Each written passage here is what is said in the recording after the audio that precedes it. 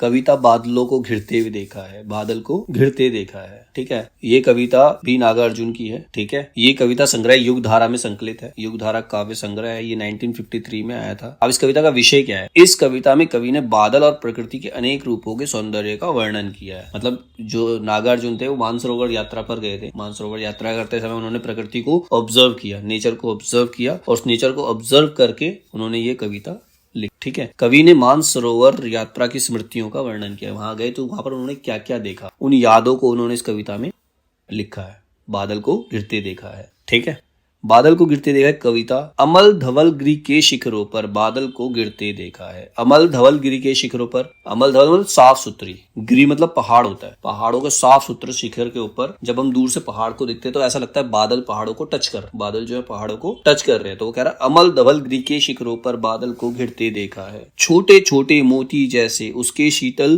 तुहीन कणों को मानसरोवर के उन स्वर्णिम कमलों पर गिरते देखा है। बादल को गिरते देखा है। छोटे छोटे मोती जैसे उसकी शीतल तुहीन कणों को, मोती जैसे बूंदे, छोटे छोटे मोती जैसे मतलब जो उसकी बूंदे हैं मानसरोवर में, जब कमलों पर जो बारिश की छोटी छोटी बूंदे गिरती है तो उसको गिरते देखा है और बादलों को चारों तरफ घिरते देखा है। नेचर के सौंदर्य का वर्णन वो कर रहा है, प्रकृति के सौंदर्य का वर्णन कर रहा है। छोटे छोटे मोती जैसे उनके शीतल तुहीन कणों को, अब वो जो छोटी छोटी बूंदे होती है बहुत ठंडी होती है, शीतल होती है, उन कणों को मानसरोवर के उन स्वर्णिम कमलों पर गिरते देखा है। मतलब मानसरोवर में जो कमल के पुष्प हैं जो एकदम बहुत खिले खिले होते हैं, बहुत सुंदर पुष्प होते हैं कमल के, उन पर उन बारिश की बूंदों को गिरते देखा है और बादलों को चारों तरफ से घिरते देखा है। तुंग हिमालय के कंधों पर छोटी बड़ी कई झीलें हैं, उनके श्यामल नील सलील में समतल देशों में आ आकर पावस की उमस से आकुल तिक्त मधुर विष तंतु खोजते हंसों को तिरते देखा है। बादल को घिरते देखा है। तुंग हिमालय के कंधों पर मतलब जो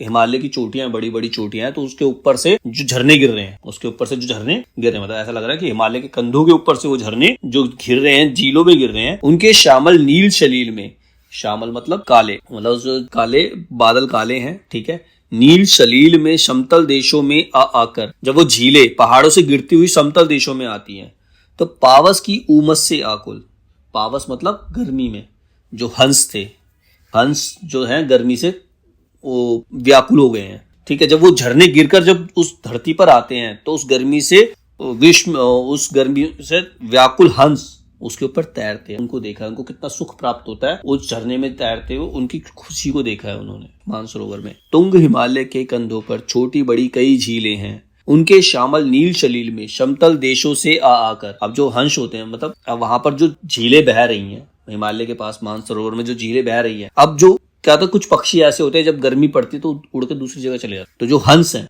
वो समतल देशों से आकर, जहां पर बारिश नहीं है, वहां की गर्मी से आ आकर उन झीलों में तैर रहे हैं। उन हंसों को उसने देखा है और बादल को घिरते देखा है।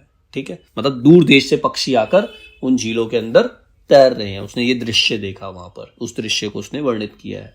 ठीक है, ऋतु वसंत का सुप्रभाता, मंद मंद था अनिल बह रहा, बालारुण की मृदु किरणें थी, अगल बगल स्वर्णाभ शिखरते, एक दूसरे से विरहित हो अलग अलग रहकर ही जिनको सारी रात बितानी होती, निशा काल से चिर अभिशापित बेबस उस चकवा चकई का बंद हुआ क्रंदन, फिर उनमें महान सरोवर के तीरे शैवालों की हरी दरी पर प्रणय कलह छिड़ते देखा है। बादल को घिरते देखा है। अब ऋतु वसंत का सुप्रभात था, मतलब मानसरोवर में जाकर ऐसा लगता है वसंत ऋतु का एक प्रभात है, सुबह है, नई सुबह है। मंद मंद था अनिल बह रहा, अनिल मतलब हवा, हवा जो है धीरे धीरे बह रही है। बालारुण की मृदु किरणें थी, बालारुण मतलब अरुण मतलब सूरज होता है, बालारुण मतलब अभी वो उगा है, बच्चा है, सुबह सुबह जब उगता है तो वो छोटा बच्चा है। बालारुण की मृदु किरणें थी मतलब बहुत छोटी छोटी किरणें, मतलब ज्यादा गर्म किरणें नहीं है वो। बालारुण मतलब सूरज के लिए, सूरज जब उगने वाला होता है तो उसको बालारुण ने बोला है। अगल बगल स्वर्णाभ शिखर थे, स्वर्णाभ शिखर थे मतलब जो पर्वत, हिमालय पर्वत है, बर्फ से ढका रहता है, जब सूरज की किरणें पड़ती है तो वो सोने की तरह चमकता है। स्वर्णाभ शिखर थे, एक दूसरे से विरहित हो अलग अलग रहकर ही जिनको सारी रात बितानी होती, निशा काल से चिर अभिशापित बेबस उस चकवा चकई का, चकवा चकई कोई जीव है, ये पूरी रात मिलते नहीं आपस में, एक दूसरे से दूर होकर क्रंदन चिल्लाते रहते हैं। जब सुबह हुई तो उनका क्रंदन बंद हो गया, जब सुबह हुई तो उनका क्रंदन, उनका जो चिल्लाना था वो बंद हो गया। फिर उनमें उस महान सरोवर के तीरे, जो सरोवर है उसके किनारे पर शैवालों की हरी दरी पर, सरोवर के किनारे पर हरी हरी घास है, मैदान है, उस पर शैवालों की हरी दरी पर प्रणय कलह छिड़ते देखा है। मतलब जो पूरी रात एक दूसरे से अलग थे, चकवा चकई, वो आपस में प्रणय कलह मतलब एक दूसरे से प्यार से लड़ते हुए उनको देखा है। वो मिल गए आपस में, सुबह आकर मिलते हैं और ऐसा लगता है कि वो प्यार से आपस में लड़ रहे हैं।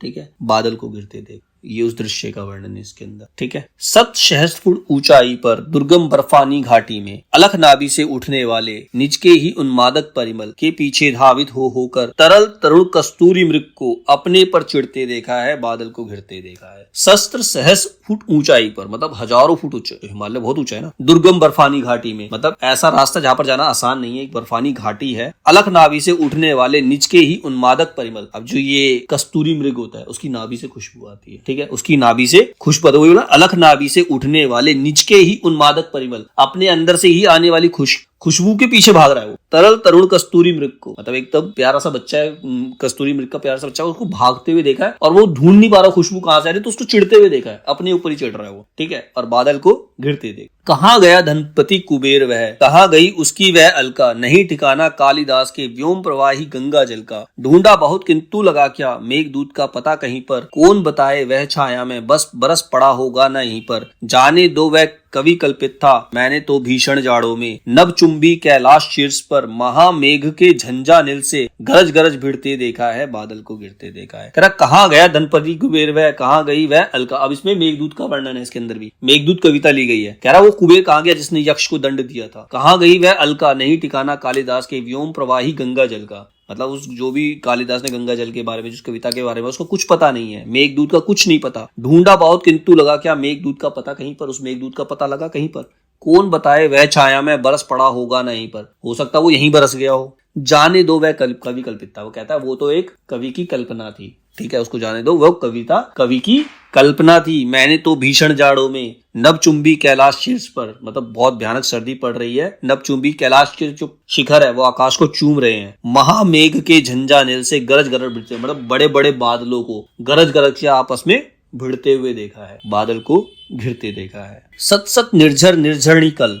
मुखरित देवदारू कानन में, शोणित धवल भोजपत्रों से छाई हुई कुटी के भीतर, रंग बिरंगे और सुगंधित फूलों के कुंतल को साजे, इंद्रनील की माला डाले, शंख सरीखे सुघड़ गलों में, कानों के कुवले लटकाए, शतदल लाल कमल वीणी में, रजत मणि खचित कला में, पान पात्र द्रक्षाश पूरित रखे सामने अपने अपने, लोहित चंदन की त्रिपटी पर, नरम निदाग बाल कस्तूरी, मृग छालों पर पालथी मारे, मदिरा रुण आंखों वाले उन उन्मद किन्नर किन्नरियों की मृदुल मनोरम उंगलियों को वंशी पर फिरते देखा है, बादल को घिरते देखा है। ठीक है, अब क्या कहता है, शत निर्झर निर्झरणी कल, निर्झर मतलब 100 वहां पर निर्झर निर्झरणी मतलब झरने वगैरह है। मुखरित देवदारू करण में, शोणित धवल भोजपत्रों से, शोणित धवल मतलब सफेद भोजपत्र हैं, छाई हुई कुटी के भीतर, रंग बिरंगे और सुगंधित फूलों की कुंतिल को साजे, इंद्रनील की माला डाले। यहाँ पर है ना, इसने उसके बारे में बताया है, जो किन्नर किन्नरिया होते हैं, किन्नर जो आजकल रोडों पे भी घूमते हैं, किन्नर किन्नरिया होते हैं,